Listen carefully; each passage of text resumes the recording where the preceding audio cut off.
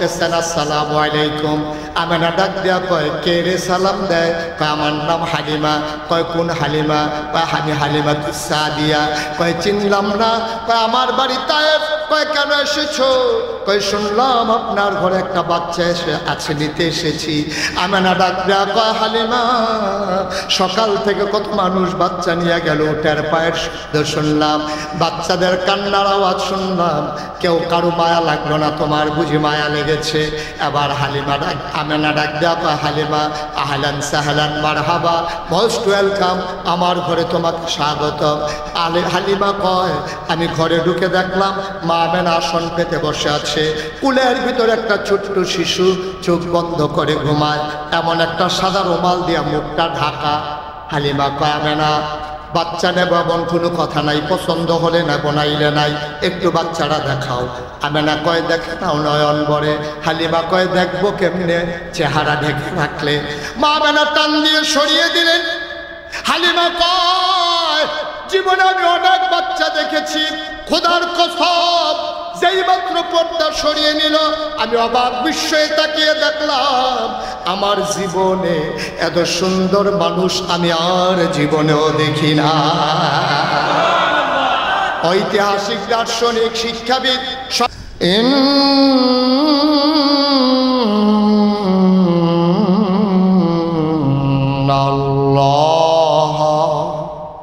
ওয়া মালাইকাতুহু ইয়াসাল্লুনা আলান নবী ইয়া আইয়ুহাল্লাযীনা আমানু সাল্লু আলাইহি ওয়া সাল্লিমু تسليما اللهم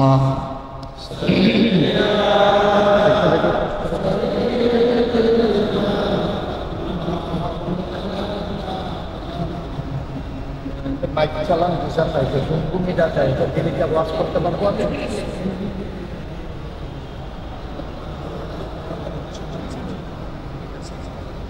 জোরে সুরে মহব্বতের সাথে গলা ছেড়ে দিয়ে পড়ুন আল্লাহুম্মা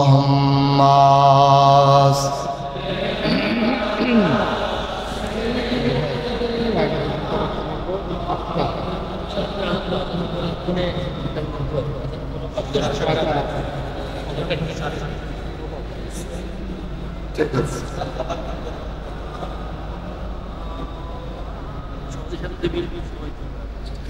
জীবন যদি যায় চলে যাক, ঈমান ছাড়া যাবে না।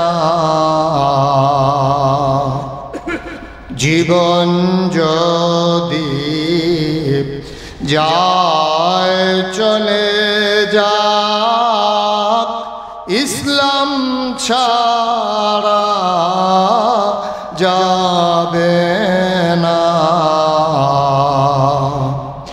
ঈমান যদি ছাড়ো বন্ধু, ইসলাম যদি ছাড়ো বন্ধু, আল্লাহর জান্নাত পাবে না। আল্লাহুম্মা সাইয়্যিদিনা মাওলানা মুহাম্মদ ওয়া আলা আলিহি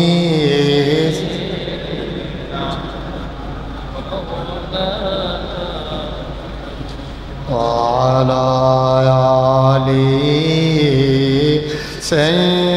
سيدنا مولانا بلغ العلا بكماله كشف الدجى بجماله حسنت جميع خصاله صلوا عليه قدرت کی تماشا ہے مدینہ کی گلی میں جنت کی نمونہ ہے مدینہ کی گلی میں بلغ العلا بکمالہ کشف الدجى بجماله حسنت جميع خصاله صلوا عليه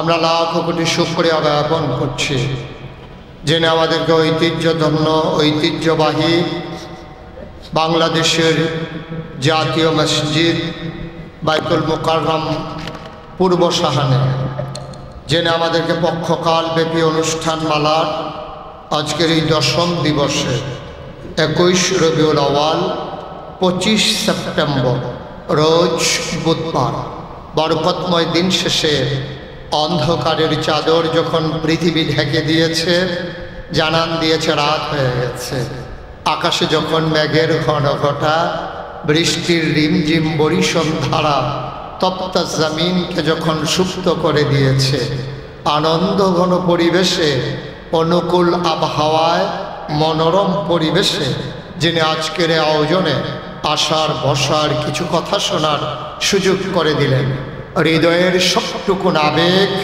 উচ্ছ্বাস ভালোবাসা আকতি কাকতি বিনতি জমা করে মাহবুদের শিখানো কালেমা দিয়ে চিৎকার করে সবাই পড়ি আলহামদুলিল্লাহ। জনাব সাহেবে সদর আজকের মাহফিলের জনাব সভাপতি জনাব মোহাম্মদ বজলুর রশিদ, পরিচালক পরিকল্পনা বিভাগ ইসলামিক ফাউন্ডেশন উপস্থিত হয়েছেন। মাগরিবের পরে মোবারক সময়ে সুললিত কণ্ঠে কোরআনের অমীয় বাণী যিনি লালিত্যের মাধ্যমে ঝংকার তুলে দিয়েছেন প্রিয় কারি সাহেব জনাব কারি আবু সালেহ মোহাম্মদ মুসা উপস্থিত আছেন। এই আয়োজকদের অন্যতম কারি মৌলানা মোহাম্মদ নূর উদ্দিন উপস্থিত। প্রিয় পরিচালক উপস্থিত খোদ রাজধানীতে প্রাণ কেন্দ্রে একেবারে কেন্দ্রভূমিতে উপস্থিত আজকের আয়োজনের সম্মানিত শ্রোতা মণ্ডলী, দেশের বিভিন্ন প্রান্ত থেকে 56,000 বর্গ মাইলের এই বাংলাদেশে টেকনাফ থেকে তেঁতুলিয়া, রূপসা থেকে পাথুরিয়া বিভিন্ন জায়গার যারা এসেছেন, বিশেষ করে যেহেতু আমার বাড়ি কুমিল্লার সন্তানেরা, সবাইকে আবার হৃদয় নিংড়ানো শুভেচ্ছা এবং সালাম। আসসালামু আলাইকুম ওয়া রাহমাতুল্লাহ। সম্মানিত উপস্থিতি, নির্দিষ্ট সময়ের ভিতরে বিশাল একটা বিষয় নিয়ে কথা বলা লাগবে। কথায় কথা না বাড়িয়ে আমরা সরাসরি মূল আলোচনায় ঢুকে যেতে চাই। আজকে যে বিষয় নির্ধারণ করা হয়েছে ইতিমধ্যে আপনারা শুনেছেন যে আজকের বিষয় হচ্ছে নবী করিম সাল্লাল্লাহু মানব চরিত্রে। আজকের বিষয় হচ্ছে মানব চরিত্রে পরিপূর্ণতা দানকারী হযরত মুহাম্মদ সাল্লাল্লাহু। নবীর নাম শুনলে কি পড়তে হয়? এটা তো নুরুদ্দিন ভাইও বলল, তারপরেও তো বললেন না। এরকম তো জীবনে অনেক শুনছেন। আমাদের সমস্যাটা হচ্ছে এই জায়গায় আমরা শুনি, সে অনুযায়ী আমল করি না। মুহাম্মদুর রাসূলুল্লাহ দুই একবার না বারবার, দুই একদিন না প্রতিদিন, দুই এক সপ্তাহ না প্রতি সপ্তাহ, দুই এক মাস না 12 মাস, দুই এক বছর না সারা জীবন আমরা পড়ব সাল্লাল্লাহু। বন্ধুগণ, আল্লাহ তাবারক ওয়া তাআলা যুগে যুগে মানুষ যখন প্রথমত বানালেন, মানুষ যখন ছিল না তখন ছিল এই ধরনীতে জিন আর ফেরেশতা।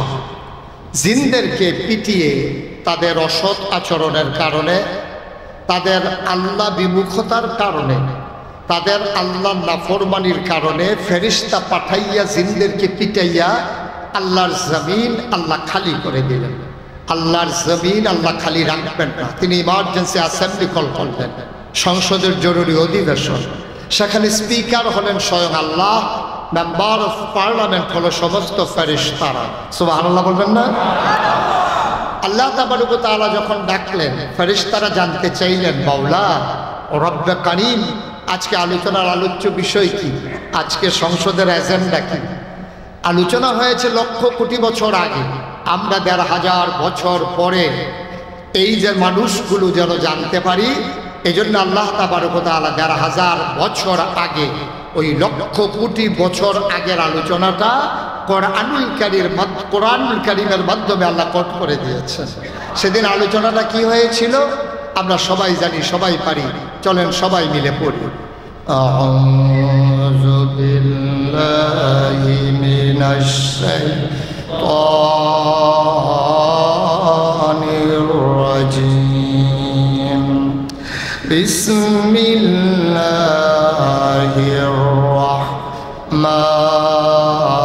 রাহমানির রাহিম। ইন্নী জাইলুন ফিল আরদি খলিফা। আল্লাহ ডেকে বললেন, ও ফেরেশতারা, আমি একটা কওম, আমি একটা সম্প্রদায়, আমি একদল মানুষ বানাতে চাই যাদের পরিচয় হলো আমার খলিফা। ফেরেশতারা বলল, বানাবেন না, তার আগে জিন বানিয়েছিলেন, মারামারি কাটাকাটি ঝগড়া বিবাদ করেছে, মানুষ বানাবেন তাই করবেন। আল্লাহ তাদের বুদ্ধি যুক্তি মানলেন না, তিনি বুদ্ধিপূর্ণ জবাব দিয়ে দিলেন, ইন্নী আ'লামু মা লা তা'লামুন, আমি যা জানি তোমরা তা জানো না। বলেন সুবহানাল্লাহ। মানুষ বানানো হয়ে গেল ক্রমধারায়, পরম্পরায়, আদম আলাইহিস সালাম থেকে শুরু করে ঈসা আলাইহিস সালাম পর্যন্ত অসংখ্য নবী এবং রাসূল আল্লাহ পাঠালেন। আজকে যেহেতু আমাদের আলোচ্য বিষয় নবীজির চারিত্রিক, যে আল্লাহ তাবারক ওয়া তাআলা চরিত্রের পরিপূর্ণতা, মানুষের চরিত্রের পরিপূর্ণতা দানকারী নবীজি। তার আগে তো আরো নবী এবং রাসূল এসেছেন, আদম থেকে ঈসা নবী পর্যন্ত এসেছেন। কারো ব্যাপারে এই কথাটা আসলো না, নবীর ব্যাপারে কেন আসলো? কারণও আছে। এই পৃথিবীতে আল্লাহ তাবারক ওয়া তাআলা ১,২৪,০০০ বলেন আর ২,২৪,০০০ বলেন অসংখ্য নবী এবং রাসূল পাঠিয়েছেন। এক একজন নবীকে আল্লাহ এক একটা স্পেশাল কোয়ালিটি, অনন্য বৈশিষ্ট্য দান করেছেন। যেমন আদম সফিউল্লাহ, নূহ আদমের সানি, ইব্রাহিম খলিলুল্লাহ, ইসমাইল জবিউল্লাহ, মূসা কালিমুল্লাহ, ঈসা রূহুল্লাহ। সুলাইমান নবীকে দিলেন রাজত্ব, ইউসুফ নবীকে দিলেন সৌন্দর্য, দাউদ নবীকে দিলেন সুন্দর কণ্ঠ। এখন প্রশ্ন হলো, আমার নবীকে আল্লাহ কি দিলেন? সাহাবিন, তাবিন, তাবে তাবিন, উম্মাহাতুল মুমিনিন, আইম্মে মুজতাহিদিন, আইম্মে শরীয়ত, আইম্মে তরিকত, আইম্মে সালফে সালিহিন, উলামায়ে মুতাকাদ্দিমিন মুতাআখিরিন, ইমাম সাহেবান, মুফাসসিরিনে কারাম, মুফতিয়ানে আযম, সবাই মিলে এক বাক্যে রায় দিয়ে দিল ১,২৪,০০০ বলো আর ২,২৪,০০০ বলো, সকল নবী এবং রাসূল মিলে যা আমার নবীজি একাই তা। সবাই মিলে যা আমার নবী একাই তা। তাইলে পরিপূর্ণতা দানকারী উনি হবেন না তো হবে কে? উনি তো হবেন, কারণ উনি সবাই মিলে যা। ইউসুফ নবীর সৌন্দর্য আমার নবীর মাঝে আছে নাকি নাই? দাউদ নবীর সুন্দর কণ্ঠ আমার নবীর মাঝে আছে নাকি নাই? সুলাইমান নবীর রাজত্ব আমার নবীর মাঝে আছে নাকি নাই? ঢাকার মানুষ আওয়াজ একটু কম করে না? ঢাকার মানুষ ঢেকে আছে তো, আর সাইডের মানুষ একটু খোলা আকাশের নিচে আছে, এই জন্য ওদের আওয়াজ বেশি, আপনাদের কম। প্রমাণ করে দিতে হবে রাজধানী সব নিয়ন্ত্রণ করে, আওয়াজও নিয়ন্ত্রণ করে রাজধানীর মানুষ। না ঠিক তো একটু ঠিক হয়েছে আর কি। আওয়াজ করে আমি যখন যা প্রশ্ন করি, আসতে না জুড়ে? দুই একজন না সবাই মিলে, দুই একবার না বারবার, একটু প্র্যাকটিস করি। সুবহানাল্লাহ, আলহামদুলিল্লাহ, আল্লাহু আকবার, সবাই করি আমিন। এর নবীজি সবাই মিলে যা, আমার নবীজি একাই তা, একটু পর্যন্ত আমরা সিদ্ধান্তে পৌঁছে গেলাম ইনশাআল্লাহ। এবার আসুন, একটা মানুষের কয়টা দিক থাকে আমরা এটা দেখব। প্রথমত, একটা মানুষের দুইটা দিক থাকে, একটা হলো সূরত আর একটা হলো সিরত, একটা হলো নমুনা আর একটা হলো চরিত্র। এই দুইটা ঠিক থাকে মানুষের। একটা হলো দেখা যায় সূরত, আপনি লম্বা না খাটো, কালো না ফর্সা, চ্যাপ্টা না লম্বা, এইরকম একটা মানুষের এই সম্মুখ দৃষ্টিতে এটারে বলে সূরত।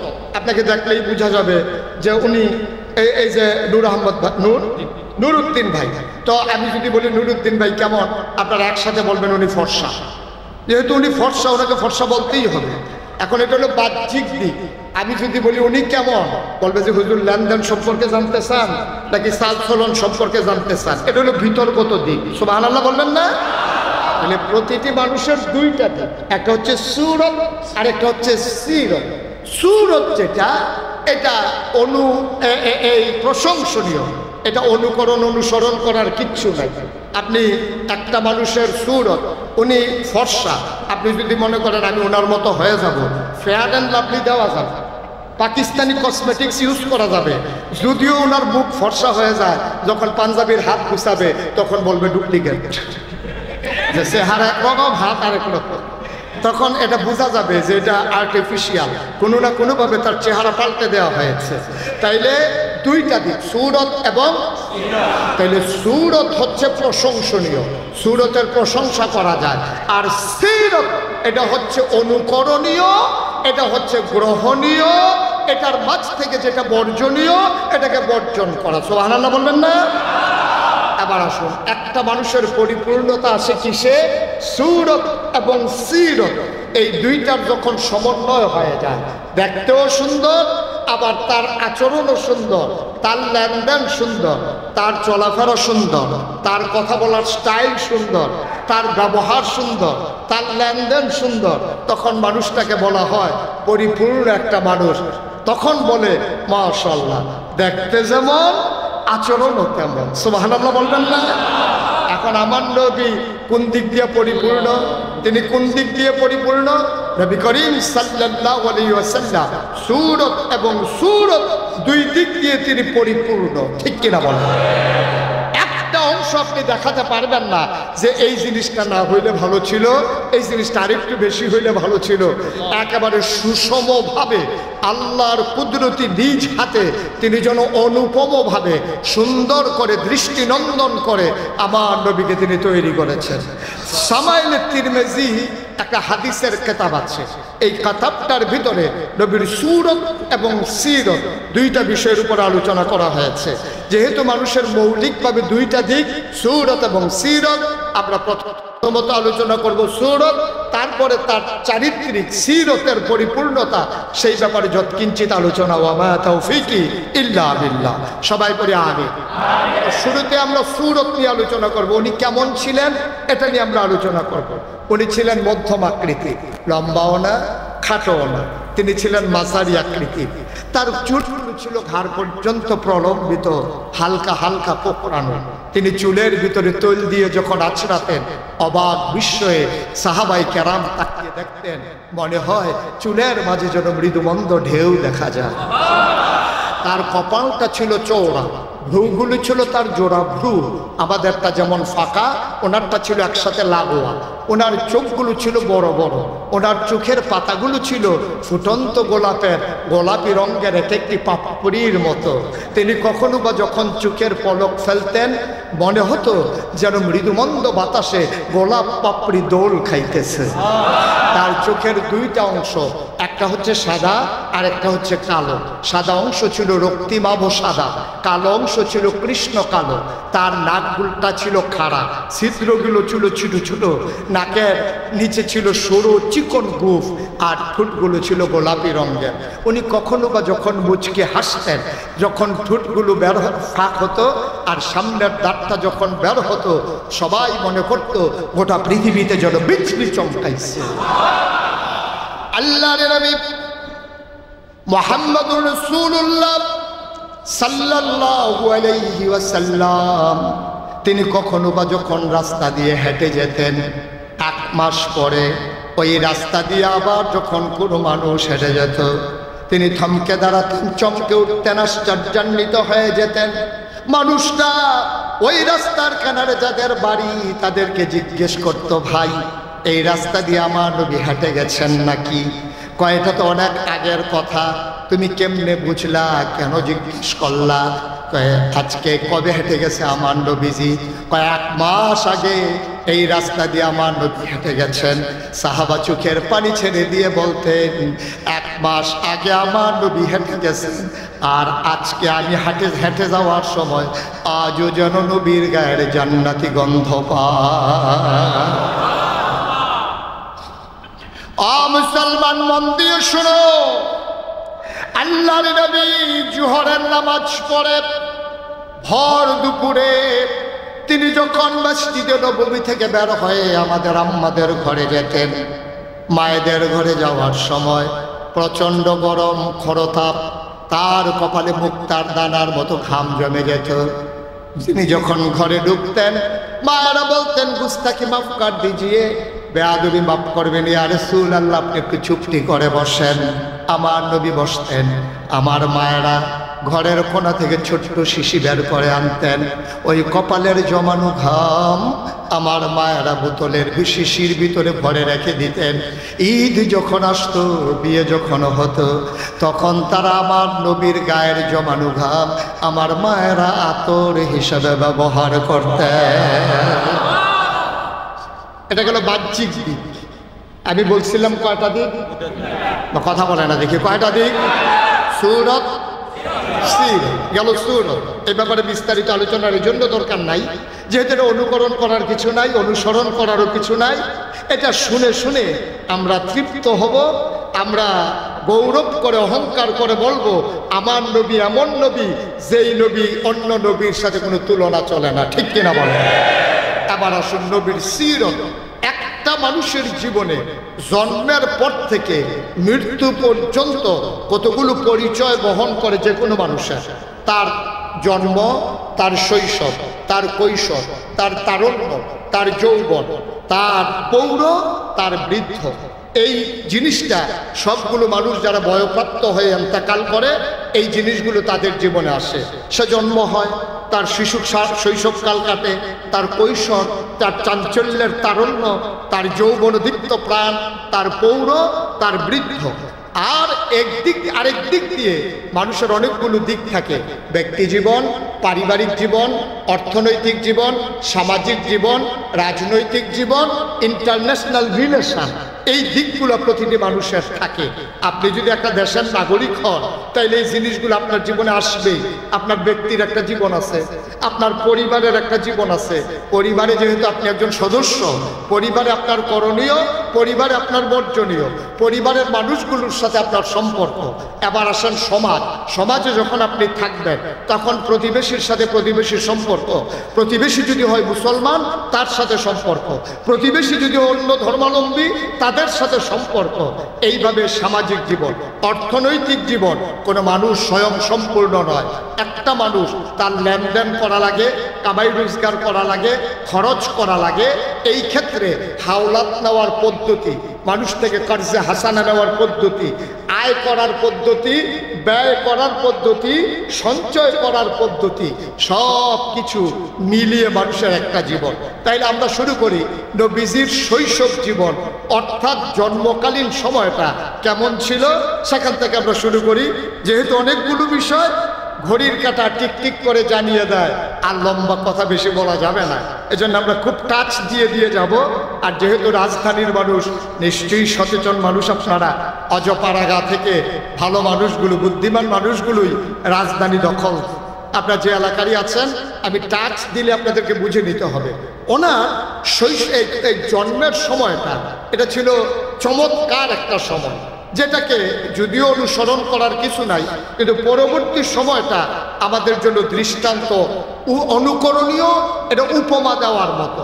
নবী যে বছর দুনিয়াতে আসলেন, খুব খেয়াল করতে হবে, নবী যে বছর দুনিয়াতে আসলেন সেই বছর, সেই জামানায় তখন একটা নিয়ম ছিল, মক্কার যারা বংশাবলী মানুষ, সম্ভ্রান্ত মানুষ যারা, যেমন তৎকালীন জামানায় ছিল কুরাইশ, কুরাইশের ভিতরে বিভিন্ন উপশাখা, যেমন বনু হাসিম, তারপরে আপনার ওই দিক দিয়ে উমাইয়া, সব মিলিয়ে বনু হাসিম, বনু কানান, বনু তামিম, বিভিন্ন গোত্রের যারা মানুষ ছিল, তারা যারা সম্ভ্রান্ত উচ্চ বংশ মানুষ, তারা তৎকালীন জামানায় জন্মের পরে বুকের দুধ মায়েরা বাচ্চাকে খাওয়াতো না।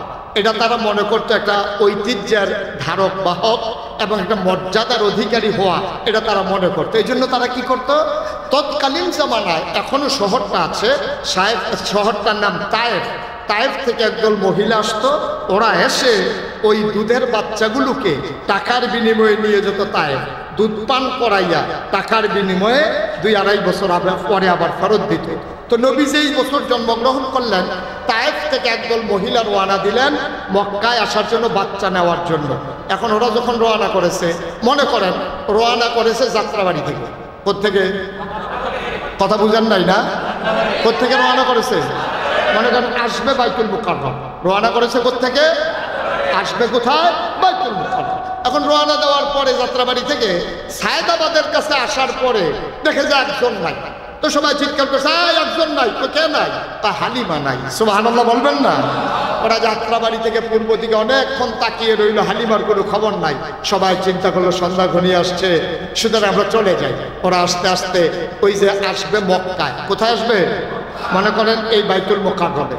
এখন আইসা ওরা দেখছে কার বাড়ি বড়, কার বাবা টাকা কামাই করে বেশি, কার মর্যাদা বেশি, কার টাকা বেশি, এরকম দেখে দেখে সব বাচ্চাগুলা টাকার বিনিময়ে নিয়ে ওরা রওনা করে গেছে যাত্রা সায়েদাবাদ।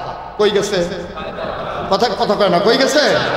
ওরা যখন সায়েদাবাদ গেছে, দেখে যে হালিমা আসতেছে, ওরা যাইতেছে, হালিমা আর ওরা ক্রস করছে সায়েদাবাদ। তো সবার কুলে বাচ্চা ওয়া ওয়া কান্না করতেছে। হালিমা জিজ্ঞেস করে, আমার বান্ধবীরা, আমার সৈয়ারা, এই বাইতুল মুকাররমে কি আর বাচ্চা নাই? হ্যাঁ, একটা বাচ্চা আছে, তার বাবা নাই। সুবহানাল্লাহ বলবেন না? হালিমার স্বামী বড় নরম মনের অধিকারী ছিলেন। তিনি বললেন, হালিমা চলো যাই, সায়েদাবাদে চলে এসেছি, বাইতুল মুকাররম আর কত দূর, চলো দেখে আসি, পছন্দ হলে বাচ্চা নেব, নাইলে নাই। হালিমা বড় হিসেবি মহিলা ছিলেন। তিনি মনে মনে বললেন, কি দরকার যাওয়ার, যে কি লাভ হবে, টাকা পয়সা নাই। স্বামীর কথায় রওনা করলেন, বাইতুল মুকাররম মসজিদের সামনে আসলেন। তিনি আসার পর একজন মানুষকে দেখে জিজ্ঞেস করলেন, ভাই এই জায়গায় নাকি একটা এতিম বাচ্চা আছে, তার নাম নাকি মোহাম্মদ, তার ঘরটা কোনটা? মানুষটা আঙ্গুল দিয়ে দেখাই দিল, ওই কাবার কেনারে ছোট্ট ঘর, ওই ঘরটার ভেতরে ওইটাই আমেনার ঘর, ওইটাই মোহাম্মদের ঘর। হালিমা তাড়াহুড়ো করে গেলেন, হালিমা ঘরের বাইরে দাঁড়িয়ে রইলেন। এবার হালিমা বলতেছেন, স্বামী আমার, এই ঘরে কোনো পুরুষ নাই, আমেনার স্বামী ইন্তেকাল করেছে, আপনি বাইরে থাকেন, আমি ভেতর থেকে একটু দেখে আসি। আবার যখন হালিমা ভেতরে গেলেন, দাঁড়াইয়া বলতেছেন, আসসালামু আলাইকুম। আমেনা ডাক দেয়া কয়, কে রে সালাম দেয়? কয়, আমার নাম হালিমা। কয়, কোন হালিমা? কয়, আমি হালিমা সাদিয়া। কয়, চিনলাম না। কয়, আমার বাড়ি তায়েফ। কয়, কেন এসেছো? কই শুনলাম আপনার ঘরে একটা বাচ্চা আছে, নিতে এসেছি। আমেনা ডাক দেয়া কয় হালিমা, সকাল থেকে কত মানুষ বাচ্চা নিয়ে গেল, টের পায়ের শব্দ শুনলাম, বাচ্চাদের কান্নার আওয়াজ শুনলাম, কেউ কারো মায়া লাগলো না, তোমার বুঝি মায়া লেগেছে। এবার আমেনা ডাক দেয়া কয় হালিমা, আহলান সাহলান মারহাবা, মোস্ট ওয়েলকাম, আমার ঘরে তোমাকে স্বাগত। হালিমা কয় আমি ঘরে ঢুকে দেখলাম মা আমেনা আসন পেতে বসে আছে, কুলের ভিতরে একটা ছোট্ট শিশু চোখ বন্ধ করে ঘুমায়, এমন একটা সাদা রুমাল দিয়া মুখটা ঢাকা। হালিমা কয় আমেনা বাচ্চা নেব এমন কোনো কথা নাই, পছন্দ হলে নেব নাইলে নাই, একটু বাচ্চারা দেখাও। আমেনা কয় দেখে নাও নয়ন বরে। হালিমা কয় দেখবো কেমনে, চেহারা ঢেকে রাখলে। মা আমেনা টান দিয়ে সরিয়ে দিলেন। হালিমা কয় জীবনে আমি অনেক বাচ্চা দেখেছি, খোদার কসম যেই মাত্র পর্দা সরিয়ে নিল আমি অবাক বিস্ময়ে তাকিয়ে দেখলাম আমার জীবনে এত সুন্দর মানুষ আমি আর জীবনেও দেখি না। ঐতিহাসিক দার্শনিক শিক্ষাবিদ সবাই মিলে কয় হালিমা সাবধানে কথা বইল, এর চাইতে সুন্দর বাচ্চা তুমি দেখবা কেমনে, এর চাইতে সুন্দর বাচ্চা আমার আল্লাহ রাব্বুল আলামিন আর একটাও বানায় না। হালিমাকে আমি তাকিয়ে দেখলাম চোখ বন্ধ করে ঘুমায়, আমার মন চাইল ও যদি আমারে দেখতো। হঠাৎ করে দেখলাম চোখের পাতাটা দুলে উঠেছে, মনে হইল ফুটন্ত গোলাপের পাপড়িটা যেন দোল খাইতেছে। ও আমার দিকে তাকাইলো, আমার দিকে যখন নজর খুলে তাকাইলো আমিও তাকে আছি। হঠাৎ করে চোখের কোণা আস্তে করে ঠোঁটের কোণা বাঁকা করে মোহাম্মদ একটা হাসি দিল। আমার মনে হইল মোহাম্মদের হাসির সাথে সাথে আমার কলিজাটা দুইটা ভাগ হয়ে গেছে। আমি বললাম দিয়ে দাও। হালিমা আমেনা ডাক দিয়া কয় সাবধানে নিও, এই বাচ্চা বড় আজব বাচ্চা, জন্মের আগে 10 মাস 10 দিন ছিল আমি টের পাই নাই, পিঁপড়া কামড় দিলে টের পাই, মোহাম্মদ দুনিয়ায় আসার সময় তাও টের পাই নাই। এই বাচ্চা বড় আজব বাচ্চা, কোনোদিন তার একটা খেলনা কিনে দিতে পারি নাই। আমি একদিন গোসলখানায় ঢুকেছি, তারে ঘুম পাড়াই দিলে নড়ে না, দুধ খাওয়াইলেও কাঁদে না, না খাওয়াইলেও কাঁদে না। গোসলখানায় যখন পানি ঢেলে নিয়েছি হঠাৎ করে টের পাইলাম কে যেন নড়ে। আমি জানালায় উকি মেরে তাকায়া দেখি আমার মোহাম্মদ হাত পা ছুটতেছে আর খিলখিল করে হাসতেছে, কি যেন ধরতে চায়। আমি তাকায়া দেখি আমি তারে খেলনা কিনা দিতে পারি নাই, আমার মাওলা তারে খেলনার বাকি রাখে নাই। আমার মাওলা আমার মোহাম্মদের জন্য, আমার সোনামণির জন্য খেলনা বানাইয়া আকাশের চাঁদ আর তারাগুলা তার হাতের নাগালে পাঠাই দিছে। আল্লাহর নবী এই শৈশব বড় মজার শৈশব। তিনি যখন হালিমার কুলে উঠলেন, হালিমা কয় আমার শরীরটা ছিল শুকনা, বুকের ভিতরে দুধ ছিল না। যখন মোহাম্মদকে কুলে নিলাম খোদার কসম আমি টের পাইলাম আমার শুকনা দুইটা বুক দুধে ভরপুর হয়ে গেছে। এই নবীর শৈশব গেল এমন, কৈশোর গেল আরো চাঞ্চল্যময়, যৌবন গেল আরো মধুর। সব কথা বলা যাবে না। অমুসলমান খেয়াল করে শোনো, আবার নবী যখন নবুয়ত প্রাপ্ত হলেন, তিনি হেরা গুহা থেকে যখন তিনি ঘরে আসলেন, এবার আম্মাজান খাদিজা রাদিয়াল্লাহু তাআলা আনহার স্বীকৃতি শোনো। আল্লাহ নবী কয় যেই মানুষটারে তার স্ত্রী ভালো কয় সেই মানুষটাই হলো প্রকৃত ভালো, ঠিক কিনা? আপনার স্ত্রী আপনাকে যদি বলে ভালো মানুষ তাইলে আপনি আসল ভালো মানুষ। এবার আসুন শুনি নবীর 11 জন বিবি, 2 জনকে তিনি জীবদ্দশায় তিনি কবরস্থ করেছেন, বাকি 9 জনের সাথে তিনি একসাথে সংসার করেছেন। নবী করিম সাল্লাল্লাহু আলাইহি ওয়াসাল্লামের স্ত্রীগণ নবীর ব্যাপারে কি রায় দেয় শুনি। নবী যখন হেরা গুহায় ধ্যানমগ্ন, 40 তার ছুঁই ছুঁই 40 যখন পূর্ণ হলো, হেরা গুহায় জিবরাইল আলাইহিস সালাম এসে ঢুকলেন, নবীকে সালাম দিলেন, আসসালাতু ওয়াসসালামু আলাইকা ইয়া রাসূলুল্লাহ, আসসালাতু ওয়াসসালামু আলাইকা ইয়া হাবিবাল্লাহ। হাবিবাল্লাহ, আসসালাতু ওয়াসসালামু আলাইকা ইয়া শাফিয়াল মুজনিবিন, আসসালাতু ওয়াসসালামু আলাইকা ইয়া রাহমাতাল লিল আলামিন।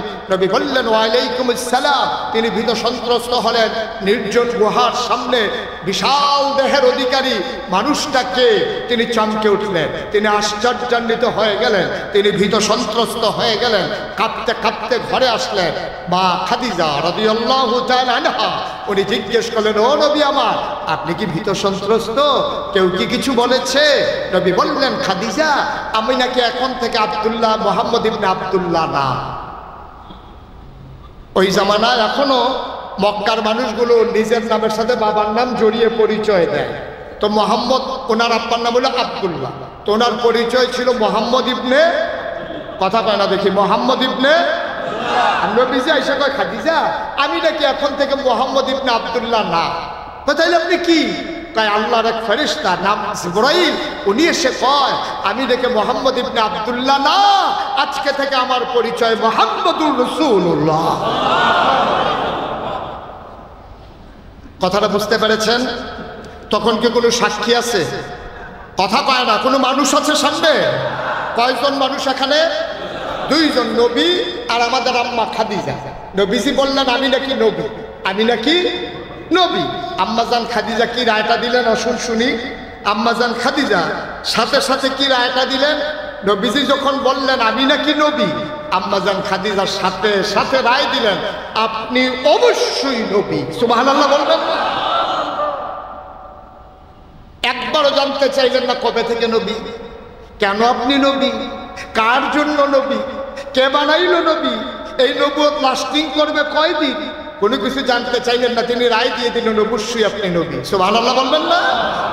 আল্লাহর নবী খাদিজাকে জিজ্ঞেস করলেন, ও খাদিজা, তুমি কেমনে বুঝলা আমি নবী? আবার আম্মাজান খাদিজা ডাক দেয়া কয়, 15 বছর সংসার করেছি, আমার যখন 40, আপনার তখন 25, একেবারে পরিণয়ে যখন আবদ্ধ হয়েছি, আমরা স্বামী স্ত্রী হয়ে গেছি। আপনার 25, আমার 40, এখন আপনার 40, আমার 55, 15টা বছর একসাথে সংসার করলাম, একসাথে ঘুমাইলাম, একসাথে খাইলাম, কাছ থেকে আপনাকে একসাথে দেখলাম, চলে ফিরে বুঝে শুনে খেয়ে দে একসাথে দিন কাটিয়ে 15 বছর পরে আমার মন সাক্ষী দিয়েছে অবশ্যই আপনি নবী। আল্লাহর নবী কয়, তুমি কেমনে বুঝলা আমি যে নবী? কয়, 4টা কারণে আমার মনে হয়েছে আপনি নবী। কয়, কোন 4টা কারণ? এক নম্বরে আপনি যখন ওয়াদা করেন খেলাফ করেন না। সুবহানাল্লাহ বলবেন না? আপনি যখন ওয়াদা করেন ওয়াদা খেলাফ করেন না। 2 নম্বরে আপনি যখন আপনার কাছে কোনো কিছু আমানত রাখে আপনি আমানতের খেয়ানত করেন না। 3 নম্বরে আপনি আত্মীয়তার সম্পর্ক ছিন্ন করেন না। 4 নম্বরে অসহায় কোনো মানুষ দাঁড়ালে আপনি নবী গো কোনোদিন খালি হাতে কাউকে ফিরান না। 4000 বছর আগের কথা। নবী করিম সাল্লাল্লাহু আলাইহি সাল্লামের ব্যাপারে সবচেয়ে কাছের মানুষটা রায় দিলেন, দূরের কেউ না। এখন আমাদের দেশে তো দূরের মানুষ দিয়ে মিছিল বের করে, মিছিল যারা বাইর করে তারা কিন্তু মানুষটারে দেখেও না, শুনেও না, জানেও না। তো একজনে কইছে চরিত্র ফুলের মতো পবিত্র। এখন যে চরিত্র কেমন টাকা হাওলাত দিলে না বোঝা যায় কয়দিন ঘুরায়, ঠিক কিনা? না চরিত্র যে কেমন, একবার ক্ষমতার স্বাদ পাইলে 15 বছর যখন আর ক্ষমতা ছাড়তে চায় না তখন বোঝা যায় চরিত্র কেমন।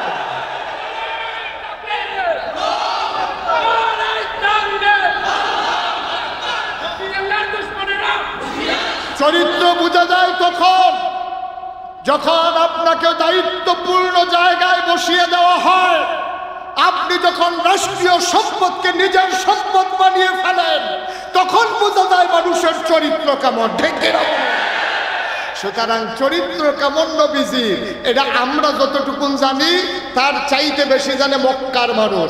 মক্কার মানুষ যতটুকুন জানে তার চাইতে বেশি জানে মুসলমানেরা। সব মুসলমানেরা যা কিছু জানে তার চাইতে বেশি জানে আমার নবীর স্ত্রীগণ, ঠিক কিনা বলেন? একসাথে ঘুমাইছে, একসাথে খাইছে, একসাথে উঠছে ফিরছে, সব একসাথে। তো ওনারা বুঝবে নাকি আমরা বুঝবো নাকি? আম্মাজান খাদিজা টাকা খাইয়া, মিছিলের আগে বিস্কিট খাইয়া, চা খাইয়া নবীর সার্টিফিকেট দেয় নাই, সানন্দে স্বেচ্ছায় সজ্ঞানে চইলা ফিরা দেখা শুইরা বুঝা সাক্ষী দিয়েছে আপনি অবশ্যই নবী। সুবহানাল্লাহ বলবেন না? আজকে যখন মাহফিল শেষ করে বাড়িতে যাবেন, বাড়িতে যাওয়ার পরে আপনি যদি আপনার ওয়াইফকে বলেন অলি অলি অলি, আপনার ওয়াইফ দেখবেন কবে যে বারান্দায় গিয়ে শুয়ে থাকেন অলি, বিড়ির গন্ধ লোকে দিয়ে আগুন যায় না অলি। ঠিক কিনা কন? আপনি যে কত বড় অলি, কথায় কথায় স্ত্রীর গায়ে হাত উঠান, হ্যাঁ কথায় কথায় আপনি বেতন পান 30,000, বাসা ভাড়া 40,000, বাচ্চাদের স্কুলের খরচ, দুধের খরচ, বউয়ের কসমেটিক্স খরচ, পার্লারের খরচ সব মিলে 1 লাখ, বেতন পান 40, খরচ 6 মাসে 1 লাখ, আবার ফ্ল্যাট কেনার জন্য আপনি ঘুরতে আসেন। আপনি যে কত বড় অলি কেউ জানুক আর না জানুক, আপনার স্ত্রী জানে। ঠিক কিনা? আপনার লেনদেনের স্বচ্ছতা নাই, আপনার কাজ কারবারের ব্যালেন্স নাই, আপনি কথায় কথায় বউয়ের উপরে হাত উঠান, এসব কোথায় নাই আমাদের দেশে? না, গ্রামে তো বউয়ের উপরে হাত উঠাইলে টের পায়, কারণ এক ঘরে বউয়ের উপরে মারলে অন্য ঘরের মানুষ আওয়াজ শুনে। শহরে তো এই কারবার দরজা বন্ধ করে শুরু করলে মরণের আগে টের পায় না। ঠিক কিনা কন? নবীর চরিত্র কি অনুপম চরিত্র? সুবহানাল্লাহ বলবেন না? আরে উনি পরিপূর্ণ করবেন না তো পরিপূর্ণ করবে কে? সুবহানাল্লাহ বলবেন না? কি নবী আমার, কি নবী আমার। এবার আসুন সরাসরি আল্লাহর কণ্ঠে শুনি তিনি আমার নবীকে কি বলেন। দরকার আছে নাকি নাই? আমরা প্রথমে শুনলাম ওনার সহধর্মিণী স্ত্রীর কথা। উনি কি বললেন? আপনি অবশ্যই, কথা কয় না, আপনি অবশ্যই। আচ্ছা এবার দেখি আল্লাহ কি কয়। সুবহানাল্লাহ বলবেন না? আমার আল্লাহ কয় তোমরা আমার নবীরে চিনো নাকি? আমরা বলি আল্লাহ আপনারে পুরাপুরি চিনছি। এই জন্য 5 ওয়াক্ত নামাজে প্রতি রাকাতে আমরা পড়ে দেই আলহামদুলিল্লাহি রাব্বিল আলামিন। সমস্ত জগৎ সমূহের যিনি রব আপনি হইলেন সেই আল্লাহ, সমস্ত প্রশংসা আল্লাহ আপনার জন্য। আল্লাহ ডাক দেয়া কয় বান্দারে, ও বান্দা আমারে চিনছ, আমি সমস্ত জগৎ সমূহের রব, এবার আমার নবীরে চিনে নাও। ওয়ামা আরসালনাকা ইল্লা রাহমাতাল লিল আলামিন। মজা করে, একবারে মজা করে, চোখের পানি ছেড়ে দিয়ে মনে হচ্ছে যেন নবী আমার সামনে বসে আছেন। মজা করে একটু পড়েন দেখি। ওয়ামা আরসালনাকা ইল্লা রাহমাতাল লিল আলামিন। আমার আল্লাহ কয় শুনো শুনো শুনো, যত জায়গায় আমি রব, খেয়াল করবেন, কয় যত জায়গায় আমি আল্লাহ রব তত জায়গায় আমার নবীজি রহমত। আল্লাহ যত জায়গায় রব, নবীজি তত জায়গায় রহমত। যত জায়গায় আল্লাহ লালনকারী, নবীজি তত মানুষের জন্য হলো রহমত দানকারী। ও মাওলা ও রব্বে কারীম, নবীর মনটা মায়াতে ভরা প্রমাণ আছে নাকি নাই? আল্লাহ তাবারক ওয়া তাআলা আরো সুন্দর করে ওয়াজ করে দিলেন, ফাবিমা রাহমাতিন মিনাল্লাহ, ফাবিমা রাহমাতিন মিনাল্লাহ, فبما رحمة من الله لنت لهم ولو كنت فظا غليظ القلب لانفضوا من حولك فاعف عنهم واستغفر لهم وشاورهم في الأمر فإذا عزمت فتوكل على الله إن الله يحب المتوكلين. আল্লাহ ডাকতে ফাবিমা রাহমাতিন মিনাল্লাহ, আল্লাহর পক্ষ থেকে ও নবী আপনার সাথে যেই রহমত দেওয়া হয়েছে, লিংতা লাহুম, আপনার মনটাকে আবার আল্লাহ বড় নরম করে বানাইছে। বলো সুবহানাল্লাহ। আমার নবীর মনটা গরম না নরম? কথা বলেন।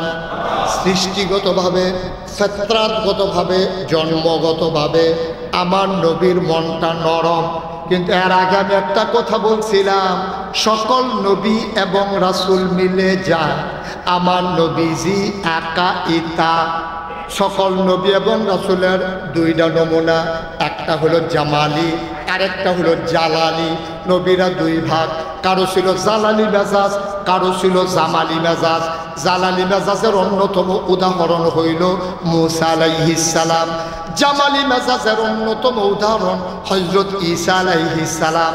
তো সবাই মিলে যা, আমার নবী যে একাই তা আপনারা যদি বলেন নবী নরম, তাইলে ঈসা নবীর ভাগে পড়ে গেল, মূসা তো আর পাইল না। এই জন্য মুফাসসিরিনে কেরাম কয়, যদি জানতে চাও আমার নবী কেমন, তাইলে আমার নবী হলো এমন, যেখানে গরম হওয়া দরকার গরম, যেখানে নরম হওয়া দরকার নরম। ঠিক কিনা?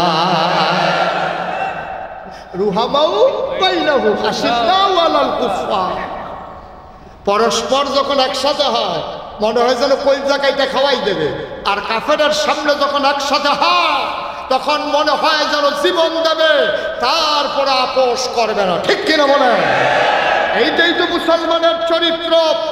আপনি যখন পূর্ণাঙ্গ ঈমান নিয়ে চলবেন, নবীর সম্পূর্ণ সিরত যখন আপনার জীবনে আপনি ধারণ করবেন, মনে রাখবেন ৯৯ জন লোক মুসলমান বলেন আর সংখ্যালঘু ভারতের মুসলমান বলেন, ঈমান নিয়ে যদি অটল পাহাড়ের মতো দাঁড়িয়ে থাকতে হয়, মামলা হবে, হামলা হবে, জেল জুলুম নির্যাতন হবে, প্রয়োজনে জীবন দেওয়া যাবে, ঈমান দেওয়া যাবে না। রাজি আছো কিনা? হাত তুলে রাখো।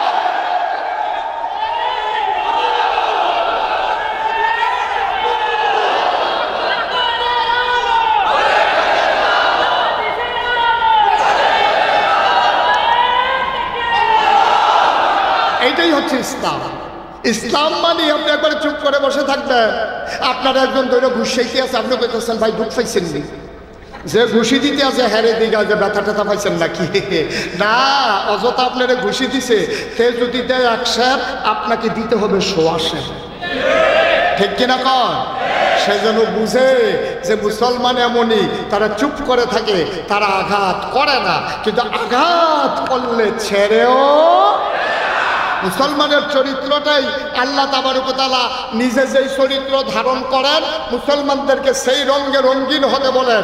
আল্লাহ যেমন ধরে ধরে ধরে না, ধরলে আল্লাহ, মুসলমানও ধরে ধরে ধরে না, ধরলে মুসলমান।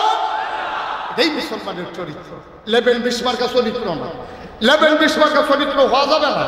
একেবারে মাটির মতো আপনি ইসলামের সমর্থন করে না। ঠিক কিনা কন? কথা কনা ঠিক কিনা?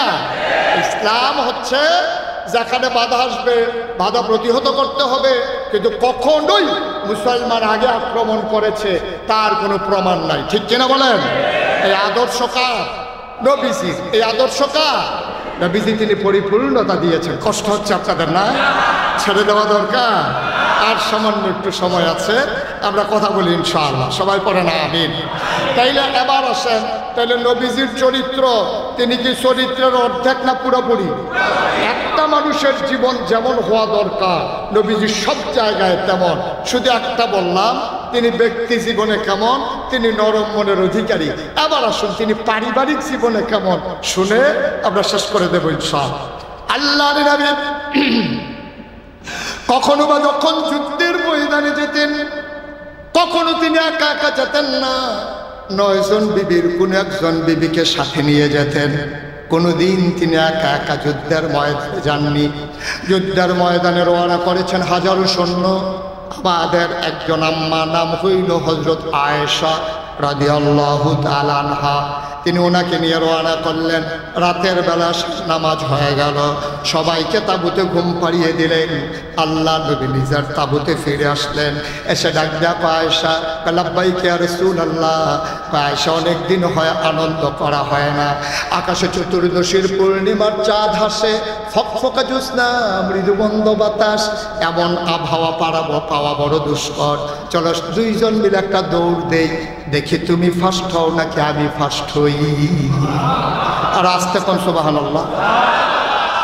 নবীজি বলেন চলো দুইজন মিলে একটু আনন্দ করি। তা আম্মাজান আয়েশা বিয়ে হয়েছে 6 বছর বয়সে, সংসার শুরু হয়েছে 9 বছর বয়সে। ছোট মানুষ না, উনি খেলার কথা শুনলে একটু মজা পাইতেন।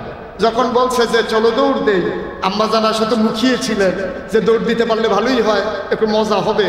তো দুইজন গেলেন মাঠে। আম্মাজান আয়েশা আবার বলছে ইয়া রাসূলুল্লাহ আবার কেউ দেখে ফেলে কিনা, ওই চিন্তা তোমার দরকার নেই, চলো দৌড় দিই। তো দুইজন মিলে এরকম 2টা খেজুরের গাছ, এটা একটা ওইটা একটা, দুইজন সোজা হয়ে দাঁড়ালেন। আম্মাজান আয়েশা নবীজি বলবেন বিসমিল্লাহ, রেডি 1 2 3, দিলেন দৌড়। আম্মাজান আয়েশা কয় তখন আমার নতুন বিয়ে হয়েছে, আমার শরীরটা তখন শুকনা, আমার বয়সও কম, এত ভার হয় নাই। যেই মাত্র দৌড় দিলাম ছুট করে আমি ফার্স্ট হয়ে গেলাম, নবী পেছনে পড়ে গেল। আমি বললাম ইয়া রাসূলুল্লাহ আমি কিন্তু জিতে গেলাম, আপনি কিন্তু হেরে গেলেন। নবীজি বললেন এটা আমার মনে থাকবে ইনশাআল্লাহ। সুবহানাল্লাহ বলবেন না? তুমি যে জিতে গেছো আমি যে হেরে গেছি এটা মনে থাকবে। কিছুদিন পরে, কয়েক বছর পরে আবার যুদ্ধে যাবেন, আবারও ভাগে পড়েছেন আম্মাজান আয়েশা। সুবহানাল্লাহ বলবেন না? নবীজি বললেন আয়েশা অনেক দিন হয় একটু আনন্দ হয় না, চলো একটা দৌড় দেই। মনস্তাত্ত্বিক বিষয়টা দেখেন, আগামীকালকে যুদ্ধ, আগামীকালকে যুদ্ধ কাফেরের সাথে, আর আগের রাত্রে স্ত্রীকে নিয়ে আনন্দ করে। কি check and balance, check and balance, balance কারে কয় দেখেন। যুদ্ধের সময় যুদ্ধ, তো রাইটটা মাইট দিয়ে লাভ কি? সুবহানাল্লাহ বলবেন না? যুদ্ধের সময় যুদ্ধ হবে, রাত্রটা নষ্ট করে কি লাভ? আমি আবার যদি থাকি তাইলে না পড়ার না, উনি সেকেন্ড সময় কাজে লাগতেন। সুবহানাল্লাহ বলবেন না? তো নবীজি বললেন চলো আবার একটু দৌড় দেই। তো আবার দাঁড়ালেন, 2টা খেজুর গাছ নির্ধারণ করলেন, আবার দাঁড়ালেন, বলেন বিসমিল্লাহ, দিলেন দৌড়। আম্মাজান আয়েশা নিজে কয় বয়স হয়েছে তো আমি একটু মুটিয়ে গেছি, আমার একটু মোটা হয়ে গেছে, শরীর একটু স্থূলকায় হয়ে গেছে, আমার ওজন বেড়ে গেছে। এখন বিসমিল্লাহ বলে, নবী তো চির যৌবনা নবী, নবী তো সবসময় তারুণ্য দীপ্ত প্রাণ, যৌবন দীপ্ত প্রাণ। একজন পুরুষের দুনিয়াতে যে দূর ক্ষমতা, আপনি যখন জান্নাতে যাবেন তখন আপনার ক্ষমতা হবে 70 গুণ। আর 70 জন জান্নাতি মানুষের যেই ক্ষমতা, আল্লাহ নবীকে দুনিয়াতে আল্লাহ 70 জন জান্নাতি মানুষের ক্ষমতা দিয়েছে। এই নবী আবার যখন বিসমিল্লাহ করে দৌড় দিছে, এখন আম্মাজান আয়েশা তো নিজেই বলতেছে আমি মোটা হয়ে গেছি। এখন দৌড় দিছে সত্য, আম্মাজান আয়েশা পেছনে পড়ে গেছে, নবী ফার্স্ট হয়ে গেছে। কাছে যখন আসছে আম্মা আয়েশা, নবীজি কানে কানে কয় আয়েশা ওই যে হারিয়ে দিছিলা প্রতিশোধ নিলাম। সুবহানাল্লাহ, সুবহানাল্লাহ, সুবহানাল্লাহ। কি জীবন, কি জীবন, কি সংসার, কি দাম্পত্য জীবন। সুবহানাল্লাহ বলবেন না? বানানো গল্প না, মুখরোচক ইতিহাস না, বাস্তব ঘটনা শুনেন, বাস্তবতা। সুবহানাল্লাহ পায় না? মুসলমান মন দিয়ে শোনো, এই নবীজি যখন মদিনায় প্রচন্ড দুর্ভিক্ষ, চুলায় আগুন জ্বলে না, আকাশ থেকে বৃষ্টি ঝরে না, খেজুর গাছগুলো শুকিয়ে যাচ্ছে, মায়ের বুকগুলো শুকনা, বাচ্চারা দুধ পায় না, হাহাকার পড়ে গেছে মদিনায়, মানুষ বাঁচানো বড় মুশকিল, চুলায় আগুন জ্বলে না। নবী হতবিহবল হয়ে গেলেন, তিনি রাহমাতুল লিল আলামিন। এখন তিনি কি করবেন তার কলিজায় মানে না। তিনি সাধারণ ঘোষণা করলেন, এই দুর্যোগকালীন মুহূর্ত ওভারকাম করতে হবে। এই ক্রাইসিস পিরিয়ড ওভারকাম করার জন্য কার কি আছে নিয়ে আসো। মানুষগুলো ওট আনলো, দম্বা আনলো, ছাগল আনলো। আমার নবী একটা এই আপনার ওট জবে করে দিলেন, 1 কেজি করে গোশতের ভাগ বসালেন, সব মানুষকে ঘোষণা দিলেন যাদের ঘরে চুলা আগুন জ্বলে না জলদি করে গোশত দেওয়া হবে। আল্লাহ নবী বসে আছেন, লাইন ধরে মানুষ দাঁড়িয়ে আছেন, যেই আসে তার 1 ভাগ গোশত দেয়। হঠাৎ করে আমার নবীর নজর পড়ে গেল লাইনের দিকে, তাকায়া দেখে বৃদ্ধা একটা মহিলা গোছা হইয়া লাঠিতে বহর দিয়া লাইনের মাঝে দাঁড়িয়ে আছে। একেবারে যুবথুবু বুড়ি মানুষ, বুড়ি একবারে গোছা হয়ে গেছে, লাঠি দিয়ে ভর দিয়া লাইনের ভিতরে দাঁড়িয়ে আছে পোটলা দিয়ে। নবীজি দূর থেকে দেখলেন, তিনি আস্তে করে গোশত বন্টন থামিয়ে তিনি বুড়ি মাতার কাছে গেলেন, গিয়া অনেকক্ষণ তাকাই গেছে। তাকানোর পরে তিনি আস্তে করে জড়াইয়া ধরলেন, কপালে চুমু খাইলেন, তার গাল বেয়ে বেয়ে পানি পড়ে। তিনি ধরে ধরে ধরে ধরে মহিলাটাকে মজলিসের মাঝে আনলেন। সুবহানাল্লাহ বলবেন না? মজলিসের মাঝে এনে তিনি এবার ওই গোশত আপনার যে বন্টন করা হচ্ছিল ওই মাঝে এনে গোশত বন্টন থামিয়ে নবীর গায়ের ভিতরে চাদর ছিল, উনি চাদর মুবারকটা বিছিয়ে দিলেন, বুড়া মাটাকে চাদরটার উপরে বসালেন। সুবহানাল্লাহ বলবেন না?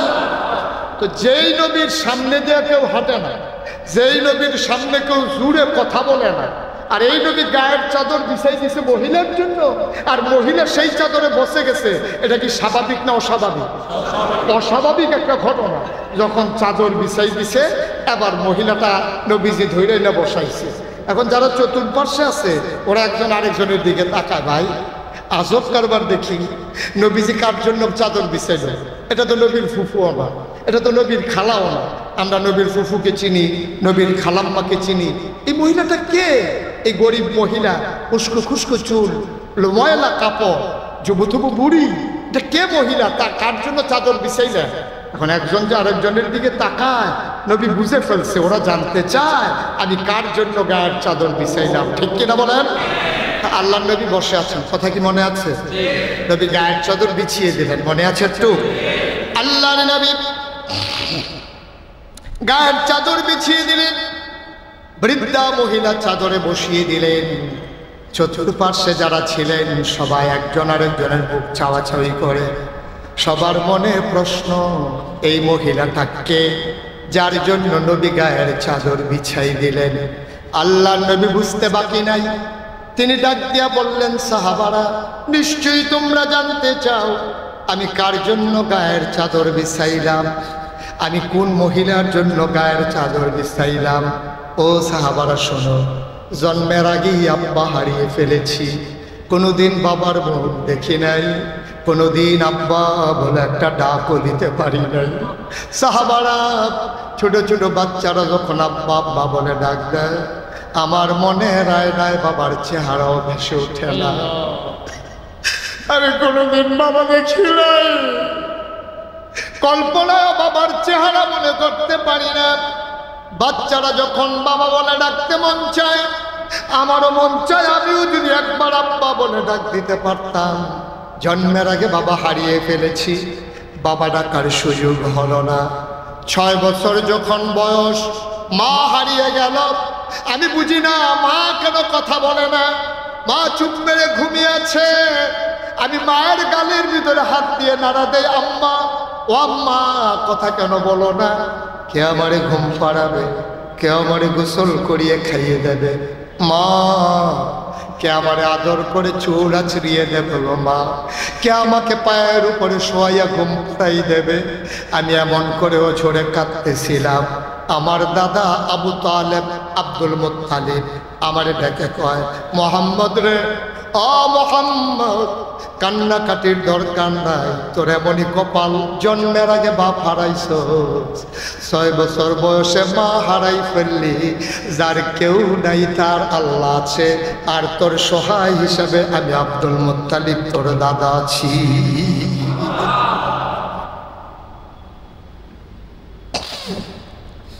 আব্বা দেখলাম না জীবনে, 6 বছর বয়সে মা হারিয়ে ফেললাম।